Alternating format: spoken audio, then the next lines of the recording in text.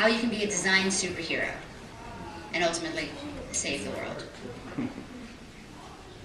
So, come on, there's 3 girls. It's girl power. It has to be the Powerpuff Girls. And to introduce myself and my panelists, my name is Eve Simon. Can you hear me? Yes. Okay. I'm the creative director of Beacon Fire Consulting. Actually, as of today, I've been there 5 years, so happy anniversary. And my job is to work with all of our clients to make their designs come alive, and only in a nonprofit space. So I have a little bit of experience in this. I'm going to let my panelists introduce themselves. Okay. My name is Gopika, and I'm the co-founder and chief creative officer at a design studio based here in San Francisco called Elephant Designs.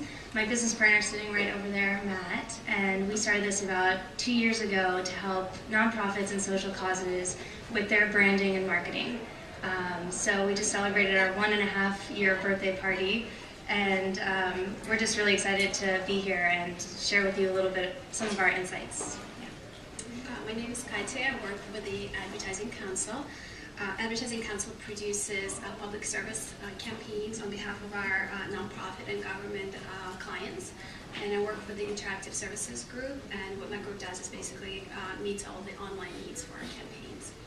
And iCouncil just celebrated 75-year anniversary. All about anniversaries. 75 years. I want to go back up one. We have a hashtag for the session, and I'm going to be trying to monitor that hashtag for your questions over the course of the next 90 minutes. It's NTC Hero, 12 NTC Hero. So if you have questions or thoughts for the panel during our presentation here, I'm going to take a look there, and then we'll take questions afterwards. Okay. So I'm going to start by telling you a story, since that seems to be the best way to sort of get people in the mood here. And it's not about web design. Not really. So in 1983, or maybe before many of you were born, God, that scares me, a play opened on Broadway called K2. Who saw the movie? 1, 2, 3, okay. Play's much better. Play's nothing about like the movie. The plot of the movie centers around 2 guys who are trapped 1,200 feet from the peak of the world's 2nd highest mountain. And they are in deep trouble. And one of them is likely going to die. That's what you sort of open up to. The set designer was a gentleman named Ming-Cho Lee. If anyone is a theater geek in this room, they may know his name. He's the co-chair of the Yale School of Drama Theater Department, who rejected me, but we'll get to that separately. And Ming is actually known for his minimalistic architectural type designs. Opening night, the curtain goes up, and on a dimly lit theater, you see a mountain. And 55 feet up in the air, you see 2 guys carved out on a ledge of ice, very focus lit. Crowd went crazy. Ming stormed out. Because the play, without a word being uttered, without a piece of character being revealed, without you knowing anything of the story, other than the fact there's a mountain and 2 guys at the top of it, was lost. Meaning matters. You can put a mountain on stage, but if you don't explain what that mountain is, you've missed an opportunity to really share. And that's something that we struggle with as designers all the time. I'm a theater designer, so that's sort of why this means something to me. But it works for any kind of design that we do. So you have to make sure that you're sort of stating the premise properly. And also, he did get a Tony Award for it. I don't know if he was pissed about the Tony Award, but he never designed something that literal again. It was always about something that was much more metaphorical. So these are sort of things that we deal with as designers. One of my favorite authors out there is a gentleman named Jeffrey Veen. He's spoken at a lot of design conferences. And one of his sayings is, math is easy, design is hard. I will not agree with the first part. But I definitely agree with the latter part. It's not easy what we do. Show of hands, who's actually a designer in this room? Okay. And the rest of you just work with designers and love designers and want to nourish us as we go on? Awesome. So, on a good day, design is hard. And it sort of should be hard, because anything worth doing is worth doing right. For those of us who are designing in this room and at this conference, designing for causes and for nonprofits is almost doubly hard.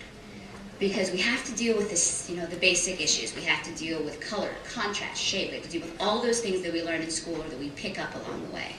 But on top of it, there are issues of meaning and action that have to be part of it. So when you're working for Coca-Cola, you have to design to move their product. When you're working for the wildlife, I never get their name right. If you're working for the Red Cross, you have to design to move people. See, that's easy. Not a client of ours, but that's really easy. So if you're not designing to move people in this space, you got to try harder, because our goal as designers here is to get people to do something, to take an action, to give, to volunteer, to advocate. It's a heavy burden. I mean, I know we all sort of feel it. Design is often the least understood part of our process, almost precisely because it is the most visible one. How many people have come up in a design process where everything has gone swimmingly until they hit you? Show of hands. Only a couple? Oh, there. Well, you got there. Okay. Because it's the first time that they see everything you've been talking about. And it's the first time that things on paper suddenly become real. And so then the questions come in. The most important thing you need to do as a designer when you get started has nothing to do with this. And has nothing to do with Photoshop. It has to do with figuring out what the hell you're supposed to be doing. Goals and audiences are the root of absolutely everything we do in design. And anyone who's telling you otherwise is lying. Because if you don't have those nailed, and sometimes you don't even have to do it. At Beacon Fire, we have an entire discovery process where that comes out along with a whole lot of other important salient pieces of information for the whole team. But if we don't have the goals and the audiences nailed, suddenly you put a mountain on stage and people think that's it. So this is an important step for us as designers, and we have to sort of bear it bravely. I mean, that's why we're the superheroes. The other piece of this is designing without meaning is a little bit of a wasted opportunity, because it's all about passive consumption. I'm not against beauty. If I were against beauty, I'd be out of a job. Because it's important that what we do is beautiful. It's important that what we do move people, and it is a visual medium. However, the Shakers have this great quote: "Don't make something unless it is both necessary and useful. But if it is both necessary and useful, don't hesitate to make it beautiful." And that's kind of what we need to do as we're thinking about this. There's a lot of pieces that swirl around in a design process for people who work with missions and causes and nonprofits like we do. So it all has to come together sort of in this one phase, which is tricky, which is why we have to sort of make sure that we are the strong design heroes. You may not always expose your secret identity, but I know in the room here, I think I know a couple of you who have a cape at home or something. So the one thing that you really need to think about is never forget who you're designing for and why, and that's going to be a theme that we're going to be talking about throughout this entire presentation, because I don't care how good you are at Photoshop, if you don't have those two nailed, your design's not going to work. And Katja's actually going to give us some really good examples of what works really means, because sometimes for different parts of the audience or different people in your organization, work can be defined differently. So our mission today is to figure out how we're going to save the world through purposeful design, and see if you guys are already doing it, because odds are if you're here, this is stuff that you know innately, and you need to just be empowered to go home and say, I'm ready for this. We're going to talk a little bit about the concepts that go into it. Actually, we're going to give you some facts that you can go home and say, see, this really works. And then we're going to talk a little bit about some of the villains that get in our way, and how you can really embrace your true superhumanness and superhero-ness.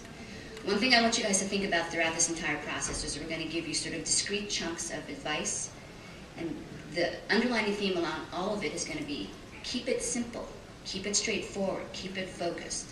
But never forget, simple does not mean simplistic.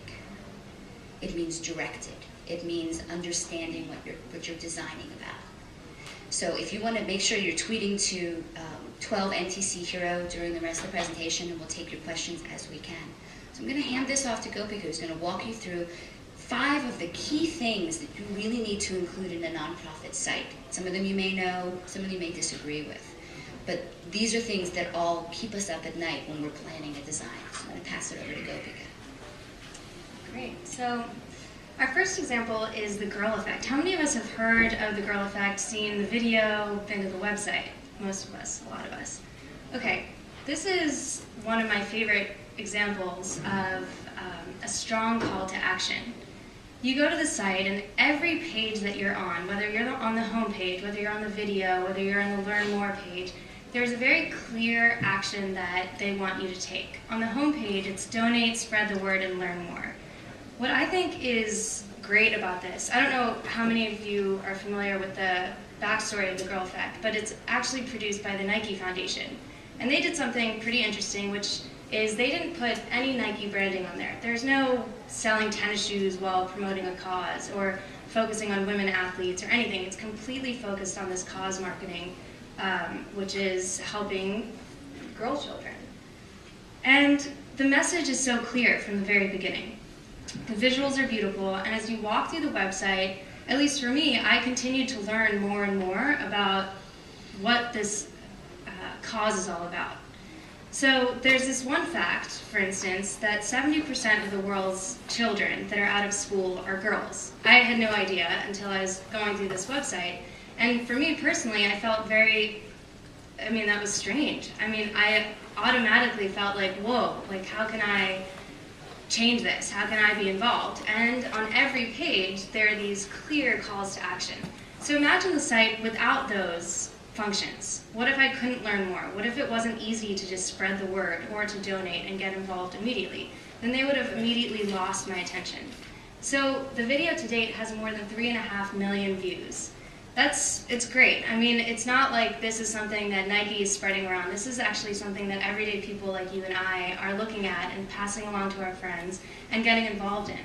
And so you might wonder, okay, maybe we don't have like millions of dollars of a budget to do this and look into our audiences and do different personas and figuring out like what our calls to action is, what our calls to action are. But while I was looking at this, and just in my work with nonprofits, there's one question that we like to ask our clients, which is, why is it that you care about your work?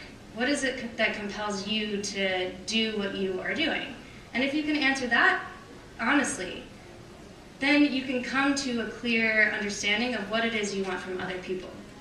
If you don't know what it is that compels you, then how are we supposed to get other people involved or other people engaged? So that's the very first step in understanding how to identify your strong call to action.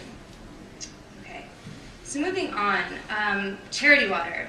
These might be examples of websites and organizations that you've heard of before. Have we heard of Charity Waters before? Okay, so this one phrase, water changes everything. Now imagine this without the photo.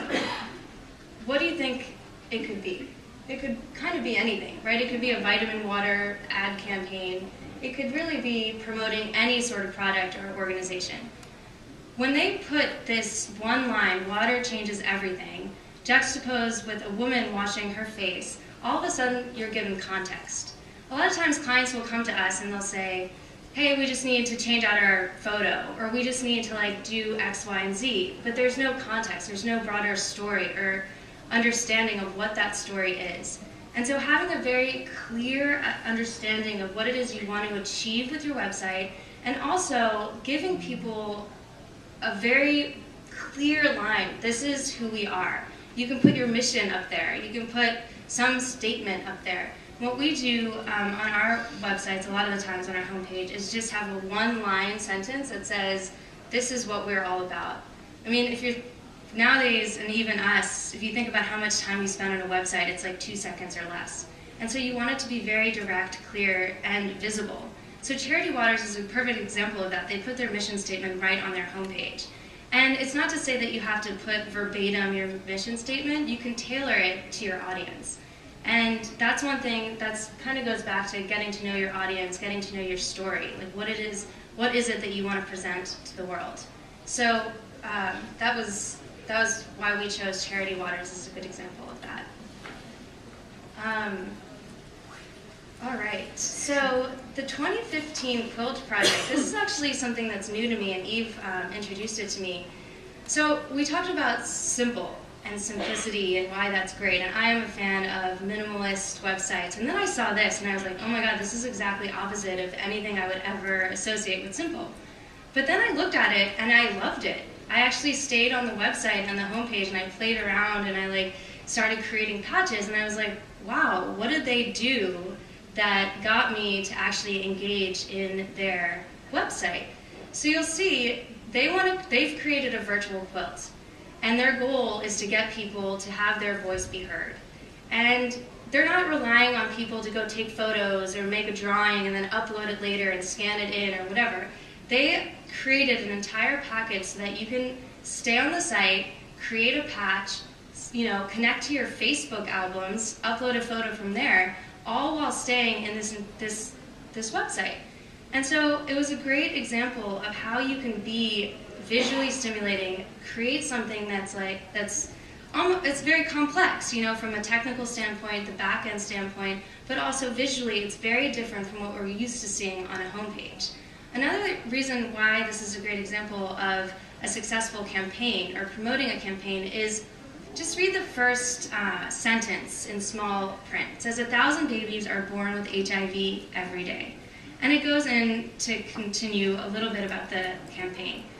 I often see websites that have paragraphs and paragraphs and bullet points and lots of pictures and tons of information with tens of calls of action, and you have no idea what to do. And then you see this and it's very clear, right? They have some information, but ultimately it's all about the user. It's all about you and getting your voice heard so that you can participate in this campaign. And so I thought it was a beautiful example of how you can balance this complex virtual quilt, I guess, and also be very clear and direct and to the point.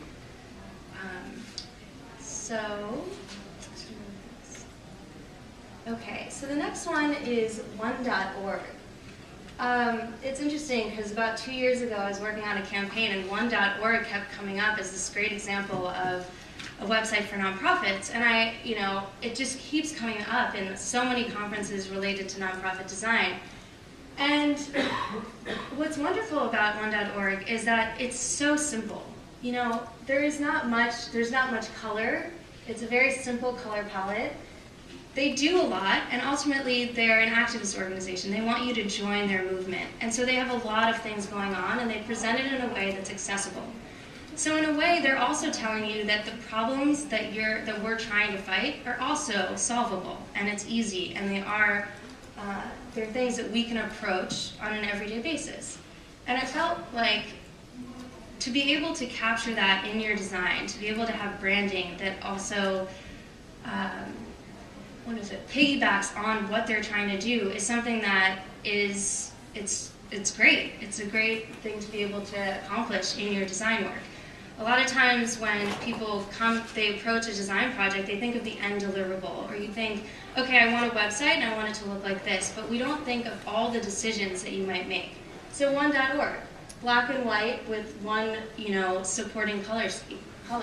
It's very, very easy to go in there and feel like you're not being yelled at or you're not feeling like guilty if you don't participate. You're just given information, and at the same time there's this boldness to it and an urgency of these are the issues that we're facing and now is a chance to get involved.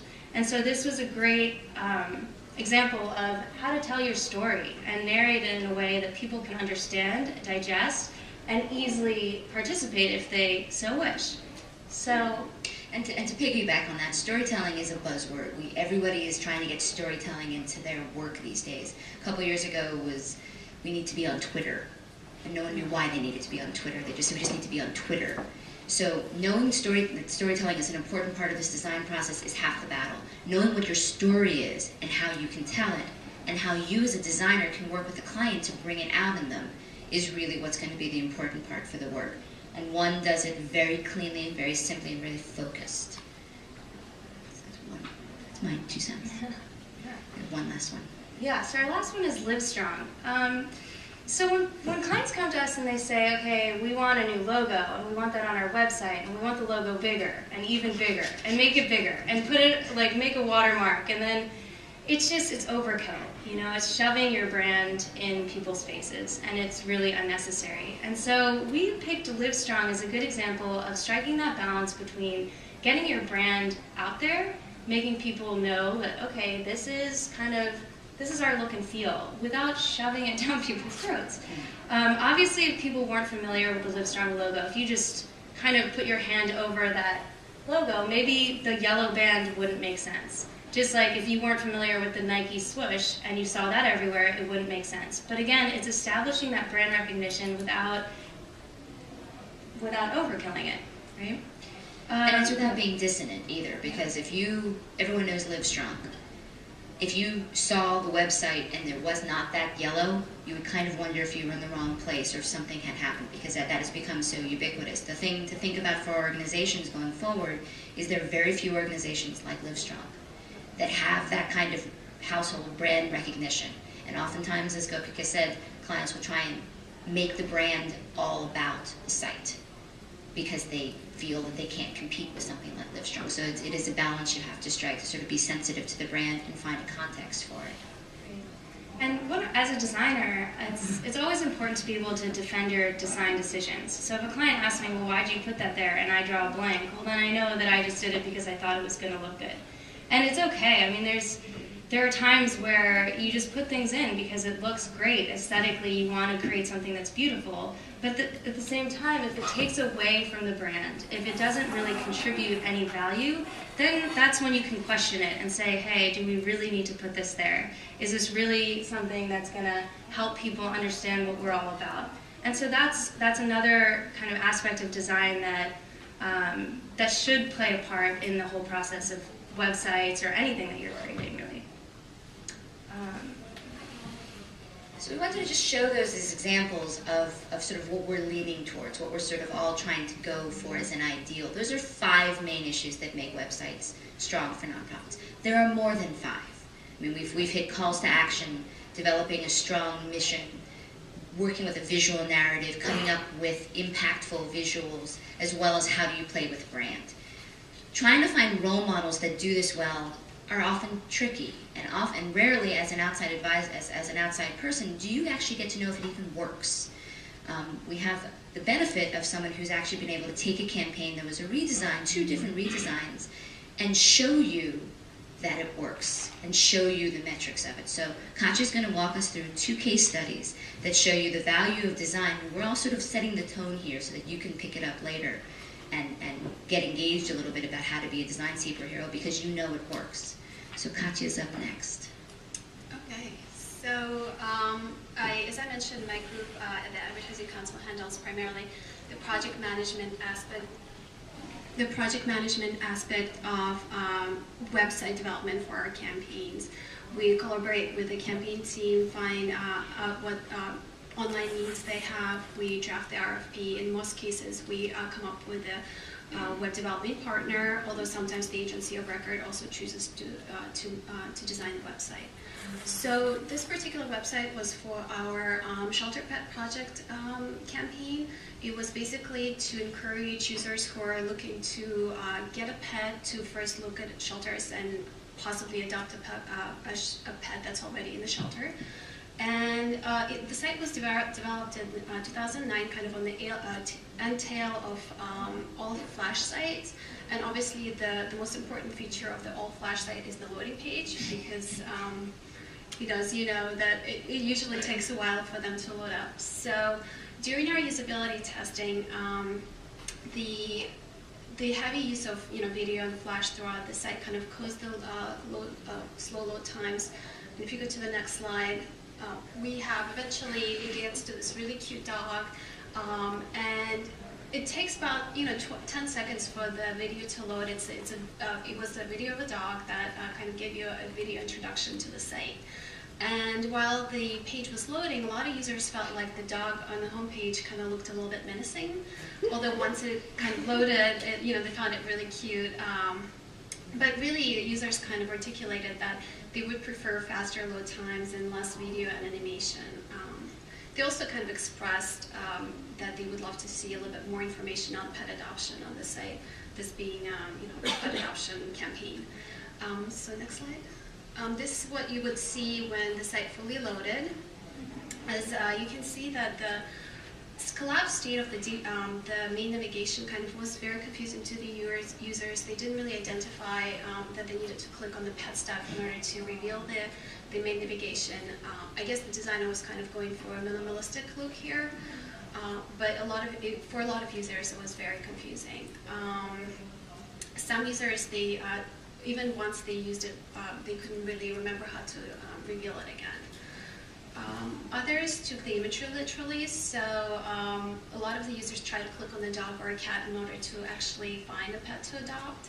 So that was problematic as well. And some of the other issues with the top navigation were the labeling. So a lot of users were confused with that. They found FAQ content under the adopter network.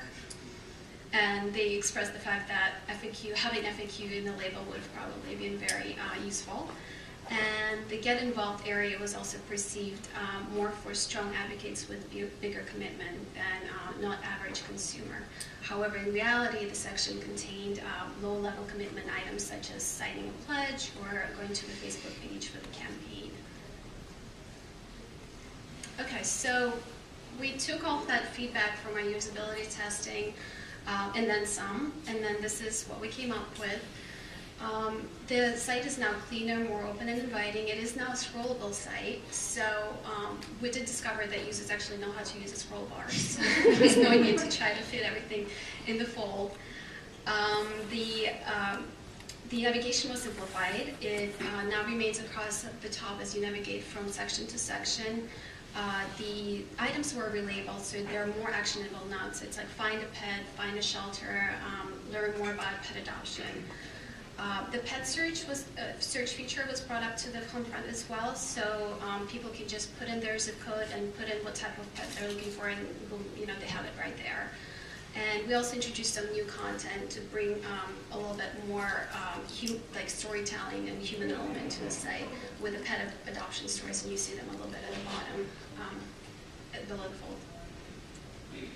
Okay, so the search feature on the old site was also really cute. We also had that talking dog on the side, and he would just kind of like look at you and while you were doing the search.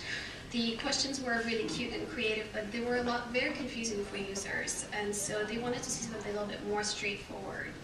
And so the redesigned feature was very stripped down. It's very simple. You just have your zip search. You just select the type of dog you're looking for, possibly size, age, and then you were ready to search. So some of the results, the traffic results from the redesign, I compared 6 months prior to redesign and 6 months after. We saw the average time on site on the homepage go from 17 seconds to 53 seconds. They find a shelter page visits. The conversion rate went from 4% to 22%, so that's 22% of your users who went to the homepage actually continued on to find a shelter page. And the biggest conversion rate increase was on our pet search feature. It went from 38%, which actually wasn't so bad, to about 54%. And it's now a #1 page, a visited page on the site. And as designers, you rarely get to see these stats, but you really should demand it. You really should know what's working for you, and then define what is success for you, because then that's going to help you the next time you go back to a design. It's easy to say, well, we went from a flashlight to something that took it out and made it a lot easier and made the labels a little bit more accessible. But knowing what you're doing is actually moving people to do the things you designed the site to do is money in the bank. And that's the commerce for us as designers, is making people act. Okay. So one other project to show. The second case study is for our See Where the Good Goes campaign. It was in partnership with the Save the Children organization. The goal of the campaign was to get Americans to involved in bringing basic health care to communities with low newborn and child survival rate through donations. And during the usability testing, users couldn't really recognize the campaign as a Save the Children campaign. A lot of users saw that this was the Save the Children organization site, and it's easy to see why, because like the logo is up front and center, the Save the Children logo, and the campaign itself didn't really have any kind of branding. The flash piece at the top in the red bar, had 5 different slides. It told one story, but it took about 1 minute and 20 seconds to scroll through the whole story. So the comprehension of the issue in the campaign was very low. Also, the original site gave many options to take actions, including learn, advocate, watch, support, share, and give. And a lot of users didn't really see the difference between some of those action items. And also spreading support is like among all these actions was taking them away from the 2 main activities that the Save the Children's Foundation wanted them to do, and that's donate and advocate. So, and also some of the best content, such as stories from the local health care workers that had like imagery and video, were just buried on the site and were like not really anywhere to be seen. So the redesigned version of the site is also now a scrollable site. It's a lot more simple, clean. We rebranded the campaign, making sure to distinguish between the campaign and the Save the Children organization. The flash piece was removed, and we made the story of the campaign and the call to action as specific and tangible as possible, with a compelling hero image and an equation of health workers plus toolkits plus U equals healthy moms or healthy babies. It rotates between the two. And after the equation, the number one and most important call to action is highlighted with a button to donate now. Just this change kind of ensured that more site visitors were now advancing to the donate page. The new site also brought the stories of healthcare workers up to the front, and that kind of shows the impact that purchasing a toolkit for a baby could really save a child's life. Also, by focusing on purchasing of the toolkits as a means to support support has given the users tangible product to buy and understand where the primary money is going. And this is kind of the thought behind the campaign, to see where the go goes, which is like to tell the story of the healthcare workers, show that your support is actually making a difference. So here are some of the results, and I just looked at the 2 pages, the advocate page and the give page. The advocate page, the visits to the page went from 1,800, and that's like in a span of 4 months before and after the redesign. So it went from 1,800 to 38,000 visits in the 4 months. And to the give page, on the old site, there were 3,200 visits, and it went up to 252,000 visits. So I wasn't able to get in touch with Save the Children to actually get them how much money that translated to, but just that, the page visits themselves speak for themselves, really. And I think this is another good example of a site that the brand didn't change. It adjusted, it refocused, the hierarchy was different. They're both good-looking sites to some degree, but this is so targeted. And we go back to those 5 things we talked about in terms of call to action, getting the mission out there, making sure people know what to do when they get there.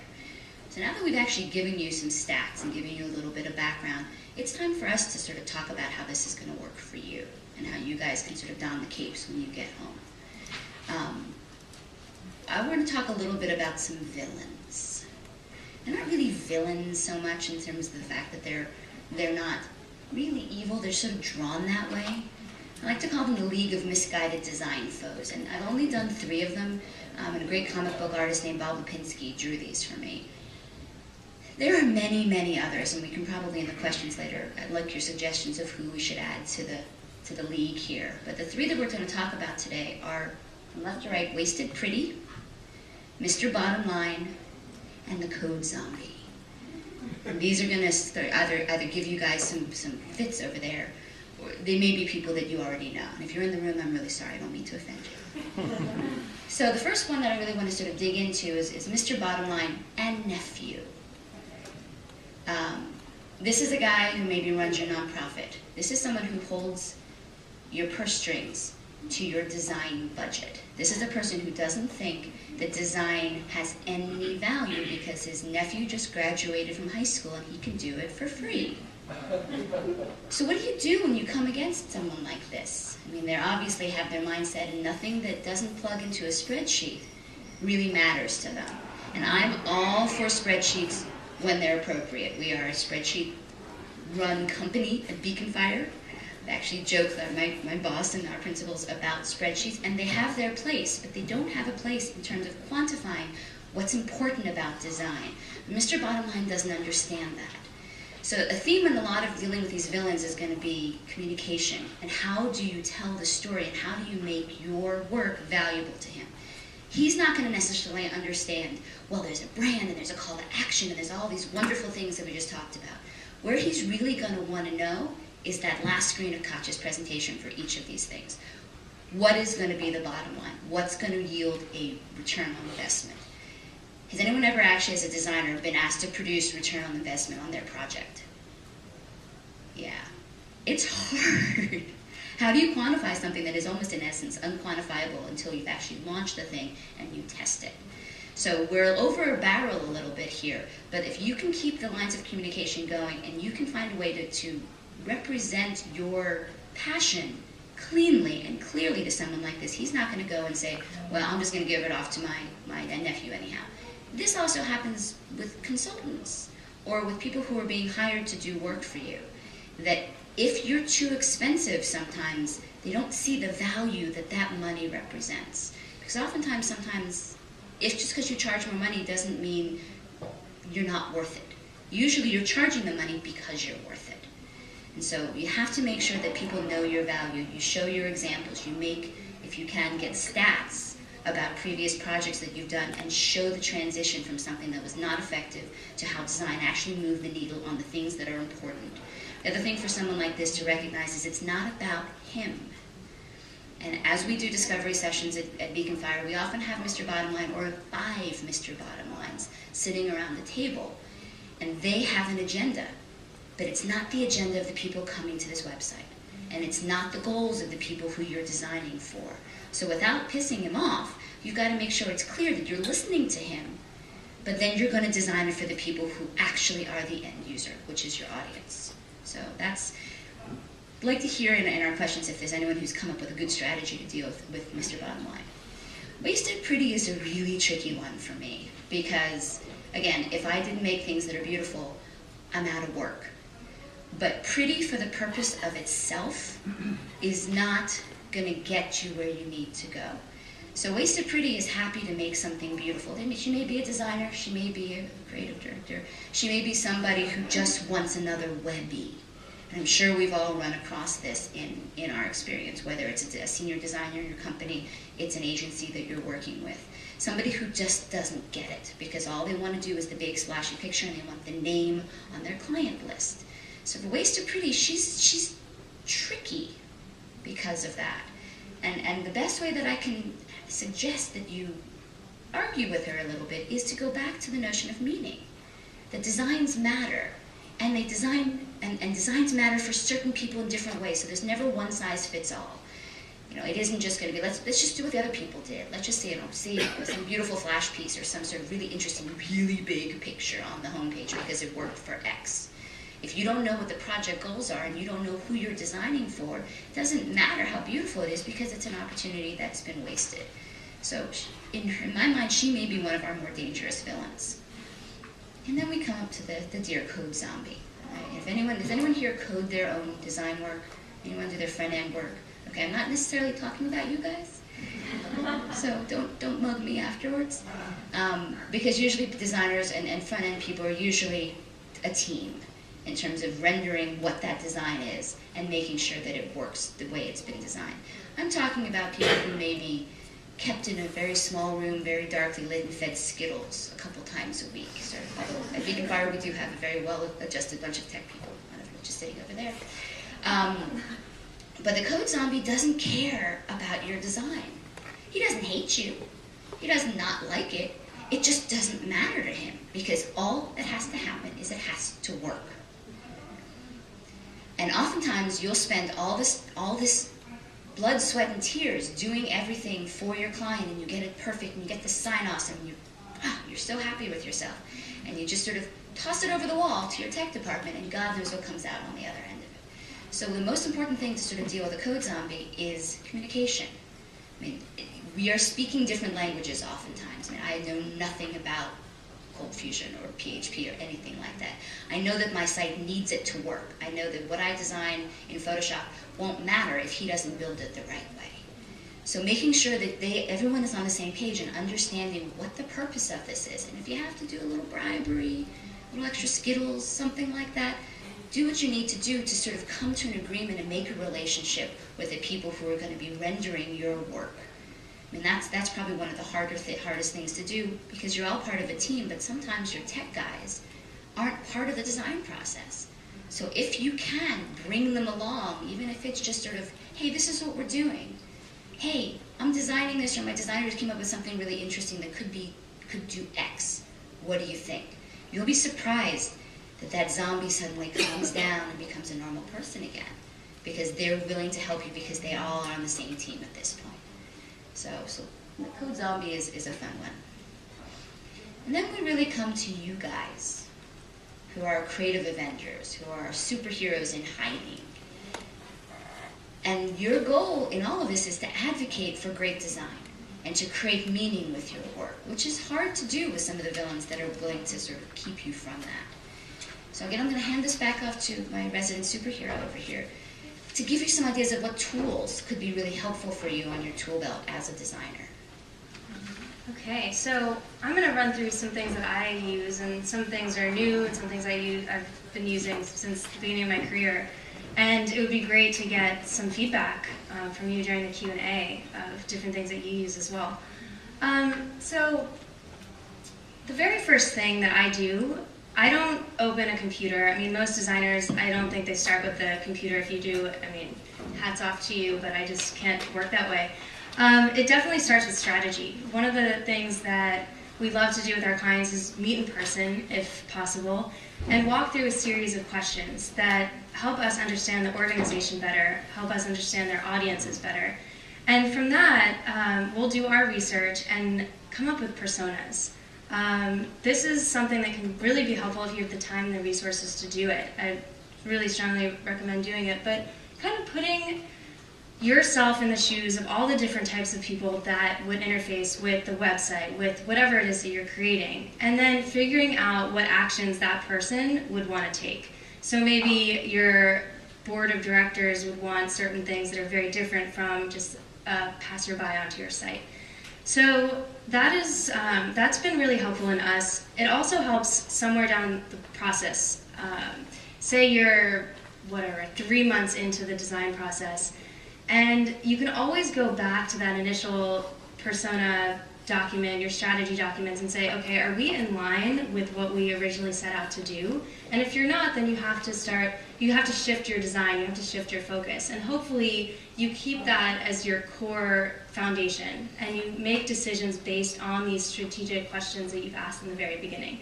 So it's been very, very helpful for us, not only as designers, but it's been helpful for our clients to better understand what they want and who their audience is. So I have some clients in the audience right now, and we'll have meetings with them. We'll say, who's your audience? And sometimes people on their team will have very different answers. And so it is very important also to get the main decision makers, the main people that are very deeply associated with the project or involved in the project, all together so that we can get on one page. So, a month, 2 months, 3 months into the project, you don't go back and say, oh, wait, we totally forgot this one whole section. Or, you can come into a scenario where there's just differing ideas about what really matters. So if you can establish those things in the very beginning in your creative briefs and your strategy, then you're heading in the right direction. Let me actually ask a question. How many people write creative briefs in this room? Do you enjoy it? No one enjoys it. Okay. It's hard, but it's necessary.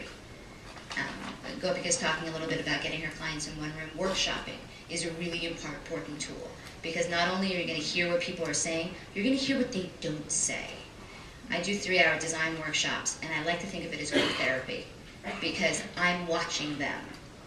I ask a lot of questions. I see how they respond. I see how they react to each other. You may not know what the organizational structure is until you see them in a room talking to each other or not talking to each other, learning the pecking order of who you really need to sort of either listen to or silence at some point because he's Mr. Bottom Line.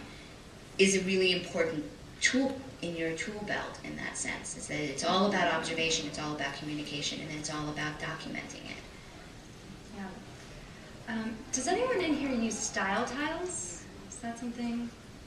No. This is a new thing that I actually just heard about this week. Okay. Anyone use mood boards or know about mood boards? Okay, apparently the style tiles are almost digital version of mood boards. So I, in my whole design process, would come into this roadblock where we'd present a wireframe and our clients would say, okay, but is it going to look like this? And then you have to explain, okay, no, it doesn't look like this, but this is the structure and these are the elements that are going to be on this. And then we'd jump directly into design, and then maybe it was totally off from what the client wanted, right? We'll look at their keywords and the things that they wanted to address, and we'll just put something together. So I recently came across what's called style tiles. If you go to the website, it's styletile.es, and there's actually templates so that you can download for free and use if you want, and also examples for what these are all about. But basically, it's this interim step between, your strategy and your design, what you would actually present in the end. So say you create 3 logo options, and each of these logos represent a totally different theme or characteristic of the organization. And the style tiles help you create imagery and patterns and fonts and graphics surrounding those different themes. And rather than designing an entire homepage, normally we design a homepage first and get them to approve it and then move on to the rest of the site. Rather than doing all of that work and having them come back and say, actually, we want all of this changed, you can use these style tiles to just give a glimpse of what this could look like. What are some of the graphics, what are some of the styles that you could possibly use if you want to emphasize the boldness of your organization or the professionalism of your organization. So I definitely encourage you to take a look at that website and experiment. Either on a personal project if you're not comfortable immediately using it on a client, but it's definitely been useful for us. I think it's also helped our clients better understand the design process. I think the jump between, the strategy and like what Eve was saying, we talk a lot and then we'll present something, and that jump can kind of be scary. They'll think, oh, do I have to commit to this, or is this like the final thing, or what can we change? And so it's definitely a nice little intermediate step. And Gopika mentioned wireframes, and one of my favorite things to say to people is a wireframe isn't the coloring book. I mean, it's an important step in the process for people to understand the elements that are on the page. Something like a mood board or something like, people are starting to use Pinterest a lot for design research. People are nodding in the room, yes, we like Pinterest. Is a great visual tool because we are visual people. Often our clients are not visual people, so you have to sort of ease them into it and make sure that when they know when they're signing off on something, they're not signing off on the final design. It's often really confusing when we spend a whole lot of time with wireframes, and they come to love the wireframes, and it's their crutch. And then we present a design to them that seems to come out of the blue, because our job isn't to just fill in the blanks. Our job is to then develop something fresh and new from it. So have a little bit of pity on them in the beginning, make sure that you sort of ease them into it, and make sure the expectations are really clear about what you are actually going to be doing and what the tools are being used for. And so whenever we start a new project, I really like to think of the client as creating a partnership. We're not just turning over an end deliverable. We're really working with them to get to the heart of what they need and then deliver whatever it is, whether it's a website, whatever.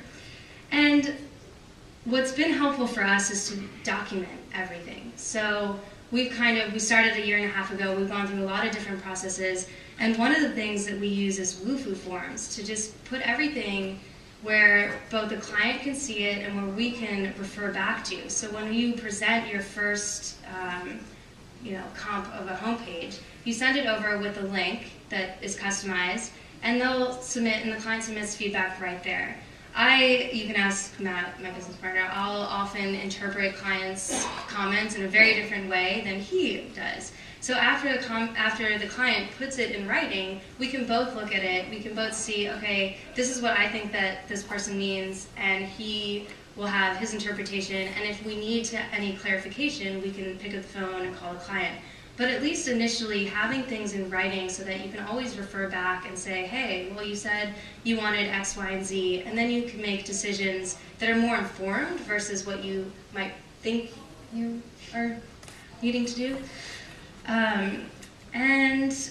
And then this is something that I'm continuously working on, but it's communication. As a designer, I didn't have to take public speaking classes. I didn't have to write to clients. I didn't have to sit up here and really talk that long about my designs, maybe in a classroom of 10 people max and my teachers. But we were talking about this yesterday, it's just the importance of designers to have very clear written and verbal communication skills. And I'm blessed to have a team that kind of fills in my weaknesses, but it's definitely helpful if you're on a call and you need to talk about your designs. You can't just draw a blank, and you can't say and you can't say like, and you can't just say, well, you know, it's great. And it's also on the client end, when they come back to me and they say, oh, we like it, and you're like, okay, well, what do you like, you know, or we don't like it. It's just having that ability to be very specific about the things that you like and dislike. And I mean, for people that are maybe not designers but are undergoing rebranding or doing things that involve looking at your design work, getting up to date or educating yourself on certain design terms so that you can better interact with designers can actually help the whole process move along smoothly. And was everyone watching Dan Rome this morning talk about pictures? And I wanted to jump up and down and say, yes, he's right, but I also think the converse is true. Because us as visual people, we can say, oh, phew, I don't have to do anything else because I can just draw the pictures, or I can just show them the comp. It's not enough, because communication has to be very clear. You have to be able to defend your design. You have to, if you can't advocate for your design, how do you advocate for your client's mission? How do you make sure your users are getting what they need out of it if you can't get up and talk about it? Writing a creative brief, it doesn't have to be the thing that's going to get you a Pulitzer Prize. It just has to get the points in there. So train yourself on how to do that. There are lots of templates out there. I'm happy to give people an example of my creative brief if that's something you would be helpful with to get you started. But always make sure that you find ways to document, and even if it scares the hell out of you, talk to people about it. Because otherwise you're just going to be the person in the corner with the Skittles at the end of the day, that they're not going to take you seriously. Good thing about Skittles today, I don't know why. Yeah, and then one more thing. I know the people that started the Noun Project. Have you heard of this, the Noun Project? Anyone? Okay, so they've created, the guy who started was an architect, and then when he stopped working for his architect firm, he realized that there was such a lack of icons that were used universally. You know, you might see something that said people crossing the street, or meant people crossing the street, and it looked very different depending on the city that you were in. So he created this library of icons that's very useful for everyday use. So they're all covered under the Creative Commons license, copyright code, whatever it's called. But if you do need to put together a presentation, or you need to just communicate something very simply and you don't want it to just look like clip art, then the Noun Project is a really amazing library of icons that have already been, they're vector, so you can resize them, you won't lose resolution, and they definitely come in handy. I'm sorry, are you saying noun or non? N-O-N? Noun. N-O-U-N? Yeah. Noun Project. Noun Project. Right, and then, yeah, I mean, I could There's go a on lot of with them. it. I mean, tools are plentiful, but the other tool that we haven't talked about yet are other people and other designers. And even if you are in a big design agency having other people there that may be competition, I didn't know anything about Style Tiles until she's mentioned something to me about this yesterday. Those are your resources too. As long as you're always bearing in mind that it's not about the tool and it's not about the piece of art, the perfect photo that you found. Because it could be the most gorgeous photo in the world, but you go back to your goals and audiences and see that it may require too much explanation to fit into your design. So we always have to come back and pivot back to meaning, and pivot back to, is this saying what I wanted to say, or is it saying what I really, really think it should say? So tools are useful to get you half the way, but you always have to do the thought process. I want to talk about sort of building your team, because superheroes don't work alone. I mean, they'll go off and do their own thing alone, but then there's the Justice League. I mean, they're all, you know, the Avengers, the movies coming out. So there's a reason that they come together to harness their skills. And everyone here has had sort of a different experience building teams. Figuring out who your advocates are really important. And then also figuring out where the pitfalls are that maybe aren't the people who you put too much weight into. But Katya and Gopika both have run into good strategies to sort of harness the strengths of the people around you, which I think is important for any designer who doesn't feel cut off. Katya. So I think the main important point that I want to drive here is key players who are the people who are making the final kind of decisions, making sure that you find out what is important to them and bring them in from the very beginning, because they might have their favorite color or something, and I know this is not how we want to drive the design, but you just want to hear them out and make sure that they feel included in the design process, because you don't want to go through 2 or 3 months of coming up with ideas and designs and then show it to them at that stage and them saying, well, I'm not really feeling this, I don't really like this, and usually you get the pushback because they weren't involved from the very beginning, and not because your design doesn't resonate with them. So that's what I think it's also, she's not talking about it too much, but Katya is in this interesting position at Ad Council where she is the liaison between two warring teams, in a sense, that she's working between the nonprofit who needs to get a site built and an agency that's donating their time to do it. So figuring out where your advocates are, where the villains are that you can educate and bring onto your team, she has to do that on a daily basis. And while she's not a designer, she knows the challenges that designers face. So sometimes for those of you who aren't design people in the room, look for those opportunities to bring your designers a little bit of help and a little bit of relief, and understand the dynamic that is going on around you and where the opportunities are to push for better to design and push for better meaning in the work that you do. Okay, so we want to sort of give you a lot of food for thought at this point. And we've given you some very, very specific tools. But ultimately, you guys have to go home and determine if you're going to expose your secret identity or not. And your mission, and I'm happy to sort of hold you to it, is to go back and create meaningful design. If you're not a designer, go back as a team and say, this is what we really need to do, because our sector requires it. We aren't Coca-Cola. We're pushing causes. It's often life or death in the movements that we work for, because designers have to move that needle. So I challenge you all to continue to advocate for this meaningful design. One of the other tools we just sort of didn't talk about is a sense of fearlessness. We talk about communication, but you also have to be strong enough in what you feel and being able to communicate, I'm right because. Because if you just sort of stand there and stomp your foot and say, well, no, I don't want to do it that way, no one's going to pay attention to you or take you seriously. You come at it with a good background of, this is why I made this design decision, and this is why it's important. And bulldog it a little bit. I mean, I'm looking at she's laughing at me, and my boss is laughing at me because she knows that I do this. Sometimes it works, sometimes it doesn't, but if you don't try, you'll never know. So being fearless about this process is important, because a superhero doesn't wait back and watch the crimes happen. They'll jump into their phone booth and they do something about it. So be fearless. Ask questions. I'm a lapsed philosophy major. So there's never a question that can't be answered with another question until the workshop's up and people are tired of listening to it. But that's really important. The second part of that is listen to the answers. Because a lot of times we get too involved in sort of asking the questions to sort of get it out there and have it said, that we don't sort of listen to what they're saying or what they're not saying. I mean, the I like it might be the worst damning piece of information you'll ever hear from a client, because you don't know why.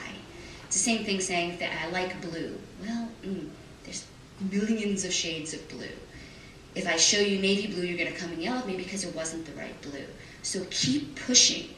I mean, your job is to discover this. Your job is to sort of figure out what you need to design and do anything you can in order to make that happen. So I'd advocate to be in a pain in the ass, but just don't get yourself fired. That's my... So 4 things that I think you all need in your utility belt. And these are all themes that we talked about over the course of this thing. Comprehension. is one of the most important things as a designer. We've talked about research, we've talked about all the different ways that you can sort of get inside the organization. But doing your homework is critical. I literally make my clients do homework. I give them 5 questions to answer about 3 different websites so that I sort of know what they like and what they don't like. And then I poke them about it, because is it their personal like, or is this for their audience? Is there something here that we can drill into? Because we know that nothing on the web is original. We steal, we borrow from each other. But you sort of need to know where their preferences are. You also need to find out what they absolutely hate. Because like is subjective, but hate is, oh my God, they're gonna run me out of town on a rail. I learn more when they say, if you use orange, I'm gonna flay you. That helps me, because then I know exactly what they mean. And the problem we run into as designers is that we're often speaking a very different language than the people we design for. And we can't require them to speak our language.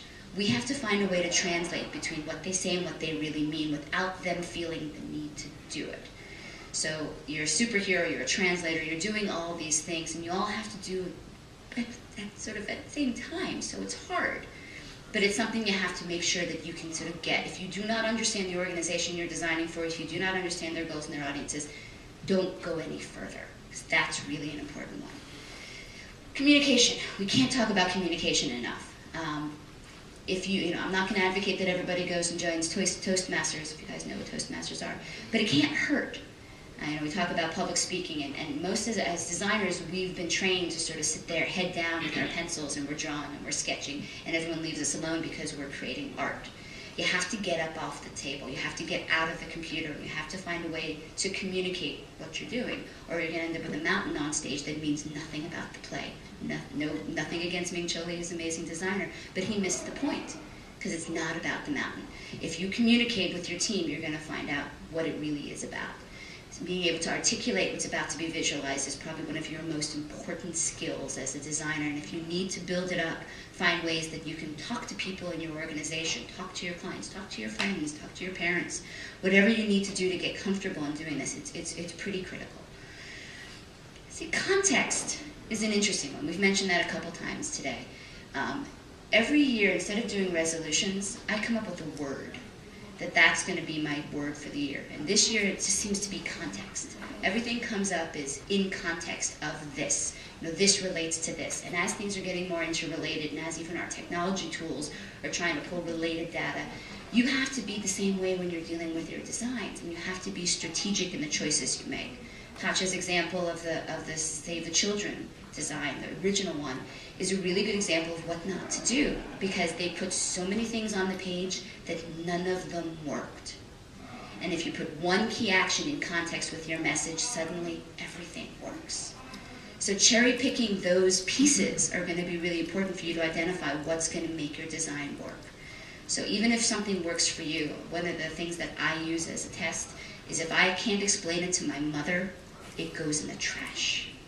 And my mother's a very intelligent person, but if I have to go through the steps saying, no, it's really about this, and it's sort of like this, and then try again. Because it has to be in context with the goals of the site, the goals of the organization, and the meaning you're trying to convey.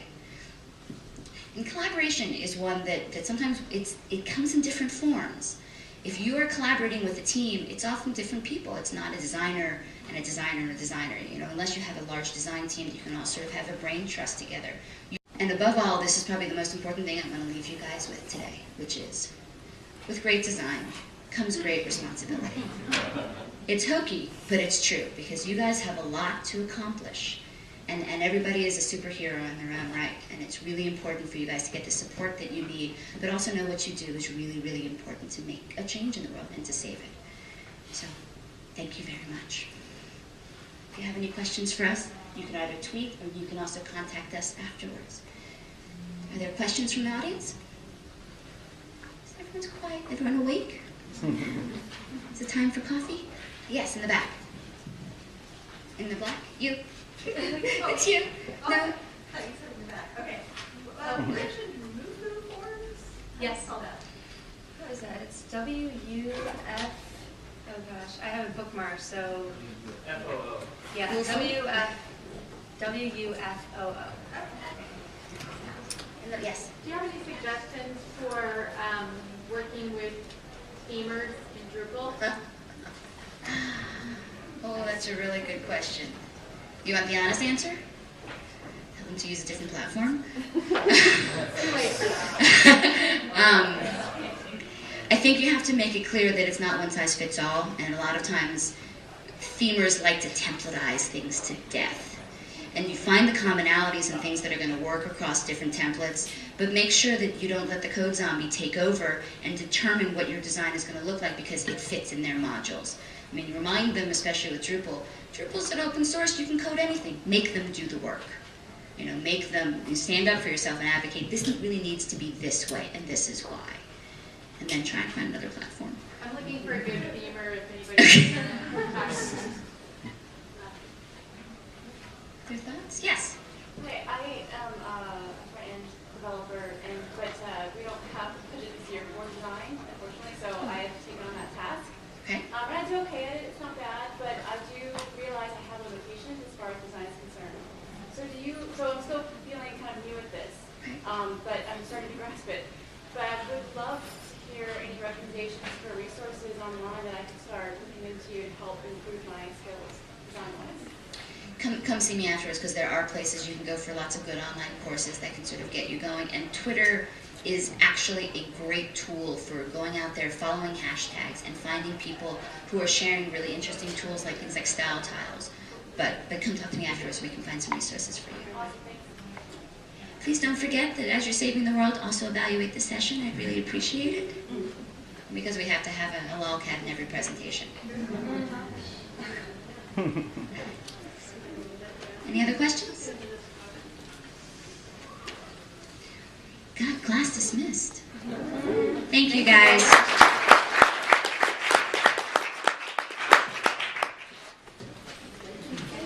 Oh.